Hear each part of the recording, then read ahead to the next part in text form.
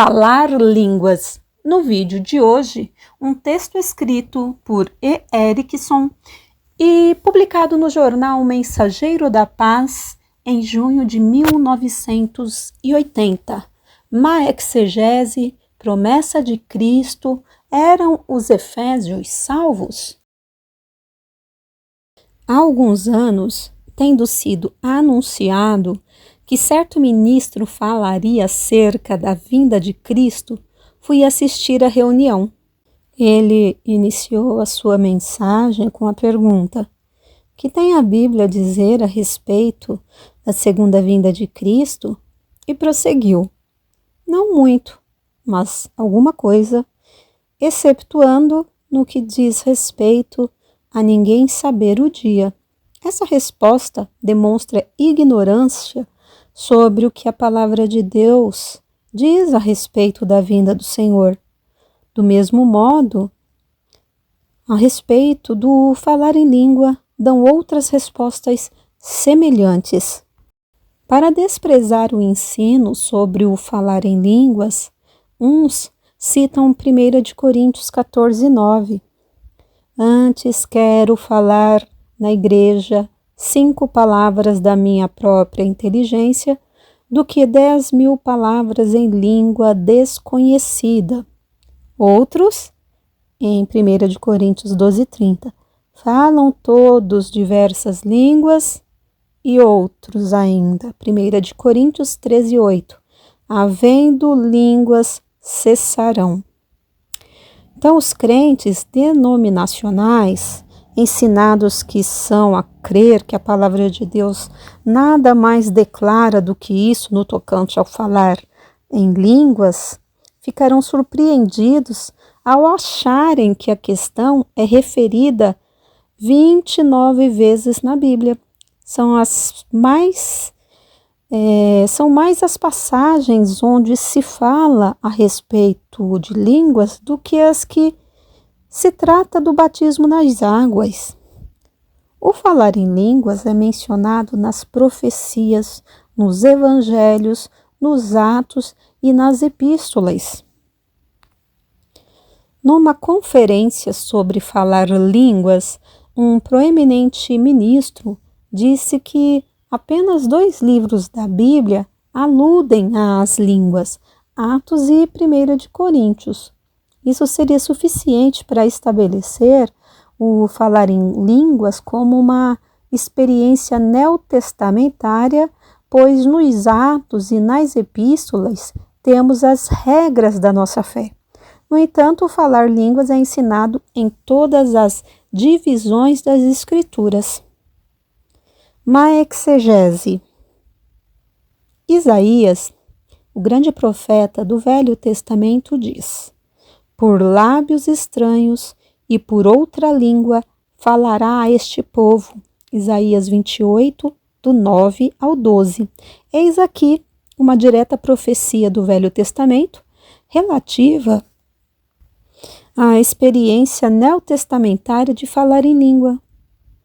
O redator do Christian Fundamentalis escreveu: "Nada há de positivo sobre línguas, quer no Novo, quer no Velho Testamento." A fim de sustentar este anunciado, ele procura explicar esta profecia dizendo: se o pobre povo pentecostal lesse o contexto, veria que o profeta não estava falando das línguas do Novo Testamento, porém dos idiomas desconhecidos dos invasores estrangeiros, os quais viriam a Jerusalém para destruí-la.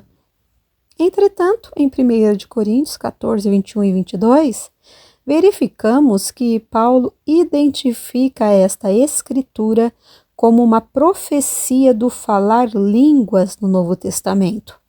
Está escrito na lei: "Por gente doutras línguas e por outros lábios falarei a este povo, e ainda assim me não ouvirão, diz o Senhor."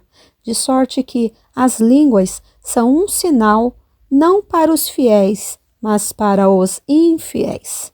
Vejamos por um momento a profecia exarada em Isaías 28, 11 e 12. Este é um trecho que se ajusta diretamente ao povo pentecostal. Pelo que por lábios estranhos e por outra língua falará este povo, ao qual disse: este é o descanso, dai descanso ao cansado, e este é o refrigério, mas não quiseram ouvir.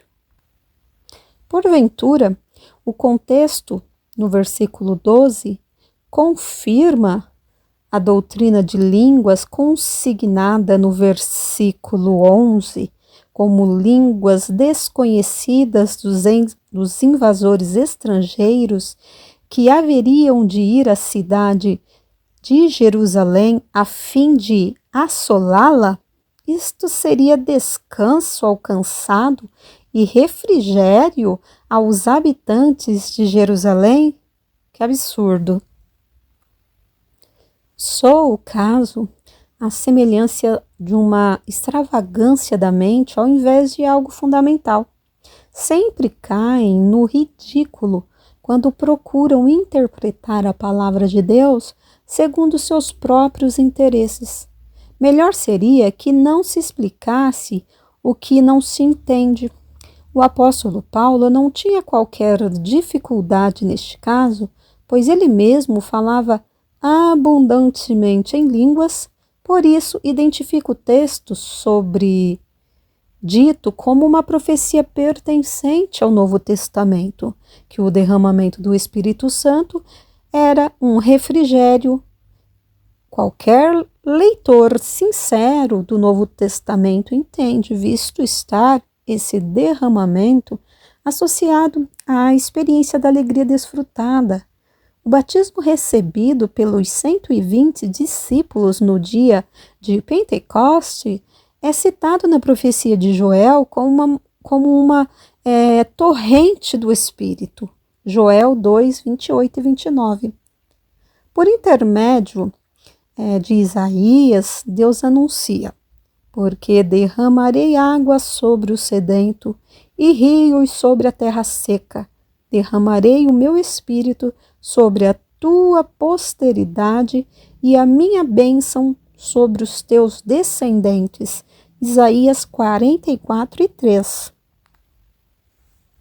Neste lugar, o derramamento é comparado a inundações de refrigério. Assim, o refúgio aludido por Isaías 28 e 11 é identificado facilmente com o derramamento do Espírito Santo, acompanhado do falar em línguas, em conformidade com o registrado no livro de Atos 2 e 4, 10, do 44 a 46 e 19, versículo 6. Promessa de Cristo. Nos evangelhos, temos uma profecia de capital importância proferida pelo Senhor Jesus.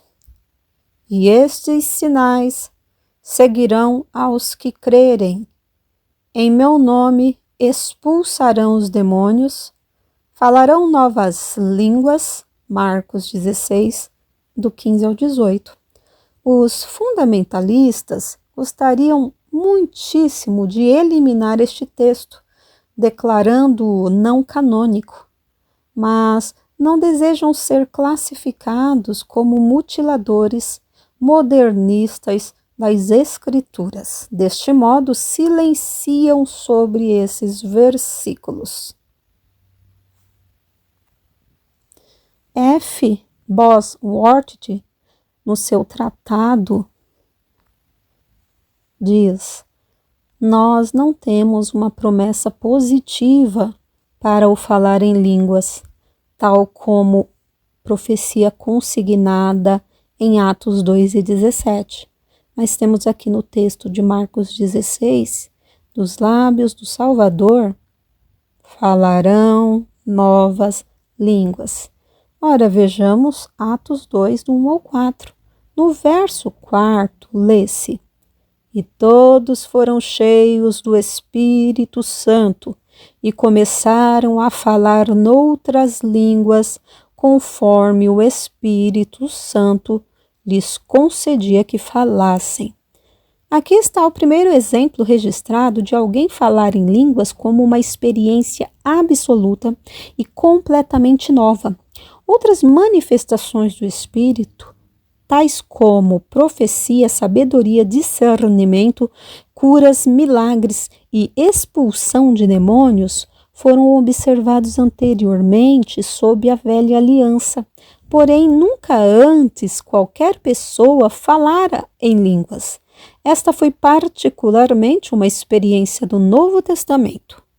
Explicando isso, declarou Pedro: Deus ressuscitou a este Jesus, do que todos nós somos testemunhas, de sorte que, exaltado pela destra de Deus, tendo recebido do Pai a promessa do Espírito Santo, derramou isto que vós agora vedes e ouvis. Atos 2, 32 e 33. O falar em línguas ocorreu no tempo da plenitude do Espírito Santo. Dos 4 exemplos citados em Atos, onde o povo foi cheio do Espírito Santo, é declarado em 3 que falaram em línguas. Atos 2, do 1 ao 4, 10, do 44 ao 46 e 19, do 1 ao 6. Não existe registro de qualquer pessoa falando línguas antes de ser batizada no Espírito Santo. Este falar em línguas no dia de Pentecoste não foi somente o cumprimento de Isaías 28 e 11 e Marcos 16 e 17, mas também da profecia de Joel. Era a profecia de Joel cumprindo-se quando a multidão ouvia os 120 falar em línguas e todos se maravilhavam e estavam pasmados, dizendo uns para os outros: que quer isto dizer? E outros, zombando, diziam: estão cheios de mosto. Pedro, porém, pondo-se em pé com os 11, levantou a sua voz e disse-lhes: isto é o que foi dito pelo profeta Joel: do meu espírito derramarei. Atos 2, 12 ao 17. Há anos encontrava-me na residência de um pastor presbiteriano. Como falávamos sobre a vida cheia do Espírito, um outro ministro que também ali estava afirmou: não existe versículo algum na Bíblia que ensine ser o falar em línguas evidência de uma pessoa haver recebido a plenitude do Espírito Santo. Convidei-o a ler Atos 10, do 44 ao 46. E dizendo Pedro ainda estas palavras, caiu o Espírito Santo sobre todos os que ouviam a palavra, e os fiéis que eram da circuncisão, todos quanto tinham vindo com Pedro, maravilharam-se de que o dom do Espírito Santo se derramasse também sobre os gentios, porque os ouviam falar línguas e magnificar a Deus.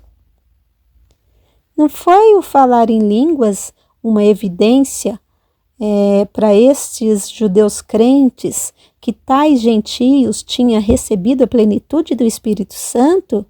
Que mais poderia este porquê significar em porque os ouviam falar línguas? Esse ministro disse-me: nunca antes havia notado isso. Eram os efésios salvos? Falar em línguas acompanhou o derramamento em Éfeso, como se verifica em Atos 19, do 1 ao 6.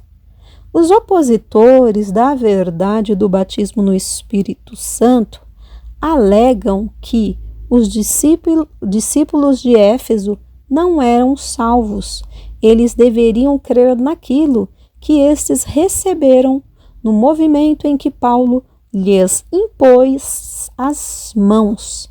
Eles haviam sido batizados, o que demonstra serem salvos. Incrédulos não podem receber o Espírito Santo. Falando do Paracleto, disse Jesus que o mundo não pode receber, porque não o vê nem o conhece, mas vós conheceis, porque habita convosco e estará em vós. João 14:16. Vejamos quem eram esses efésios. No verso 2, lemos serem crentes. Criam na pregação de João Batista, mas o que pregava João? Pregava ao pecador. Eis o Cordeiro de Deus que tira o pecado do mundo. João 1:29. Ele clamava a Jesus como o Filho de Deus. Eu vi e tenho testificado que este é o Filho de Deus. João 1:34. Ele disse ainda: aquele que tem a esposa é o esposo. João 3:29. Anunciou Cristo como o juiz. Queimará a palha como fogo que nunca se apagará. Mateus 2:12. Ensinou que Jesus batizava com o Espírito Santo e com fogo. Mateus 3:11. Mateus 13:11. Este é um evangelho suficientemente digno, muito melhor do que o proclamado por grandes igrejas da atualidade. O apóstolo João escreveu: todo aquele que crê que Jesus é o Cristo é nascido de Deus. 1 de João 5:1. Assevera o divino mestre: aquele que crê em mim tem a vida eterna. João 6:47.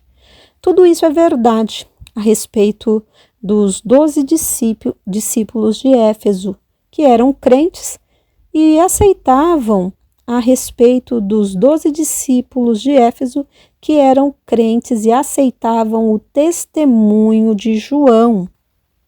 Deste modo, não se trata aqui de salvação.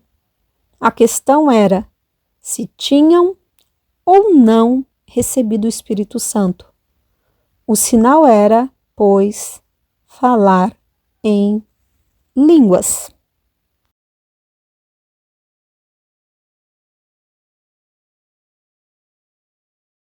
Porque nada podemos contra a verdade, senão pela verdade. 2 Coríntios 13:8. Se inscreva, curta e compartilhe.